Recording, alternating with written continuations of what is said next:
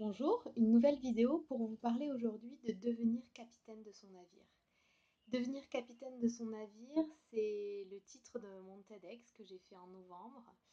C'est aussi le titre d'un blog où je partage à la fois mes réflexions et mes outils concernant notamment le fait de construire son projet de vie, un projet de vie épanouissant. Alors bien sûr, on parle souvent de projet professionnel. Je le vois maintenant de manière de plus en plus large. Pour moi, c'est un projet professionnel et un projet personnel qui, euh, qui s'allient pour contribuer tout simplement au bonheur.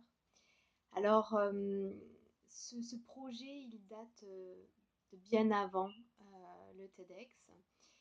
Il a été conçu dans le cadre d'un travail de recherche universitaire en psychologie positive, mais il prend sa source dans la démarche portfolio. La démarche portfolio, c'est le fait d'analyser ses expériences, qu'elles soient professionnelles et personnelles, pour en retirer toutes les compétences qu'on a acquises au fil de sa vie, au fil de son parcours, et les mettre en avant à travers des réalisations. Ça rejoint le book des photographes ou des mannequins, et ça rejoint complètement toutes les démarches de reconnaissance des acquis de l'expérience. Donc devenir capitaine de son navire, vous voyez, c'est un point de vue extrêmement large qui permet de prendre sa vie en main, de devenir acteur de ses projets, de construire un vrai projet de vie qui a du sens pour vous.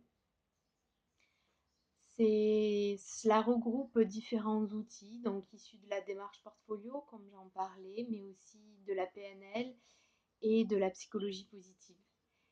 L'idée pour moi, c'est de diffuser ces outils, ces conseils, c'est surtout ce partage d'expériences, puisque tous ces outils, je les ai mis en œuvre avant tout pour moi, pour construire ce projet de vie, pour construire ce projet professionnel épanouissant. Et j'essaye de vous le partager de différentes manières. Le TEDx en était une. J'ai publié récemment mes articles en 6 étapes, devenir capitaine de son navire. Je suis en train de préparer un e-book qui sera assez proche des articles, mais avec des outils supplémentaires et peut-être des approfondissements pour pouvoir le lire plus tranquillement, peut-être l'imprimer, parce que effectivement ce sont des articles où il y a beaucoup de contenu, où je vous interroge aussi sur vous-même, sur ce que vous mettez en place, ou peut-être sur les obstacles que vous rencontrez. Et bientôt, je passerai à construire des formations. Donc le programme est déjà prêt, mais à les mettre en œuvre, soit en présentiel, soit à distance, soit du mixte.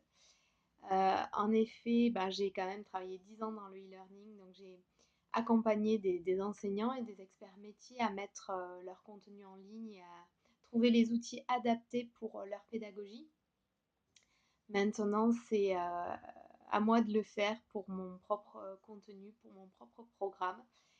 L'idée étant d'offrir ces outils pour vous aider, pour vous accompagner dans votre cheminement et de différentes manières pour que vous puissiez trouver celle qui vous convient.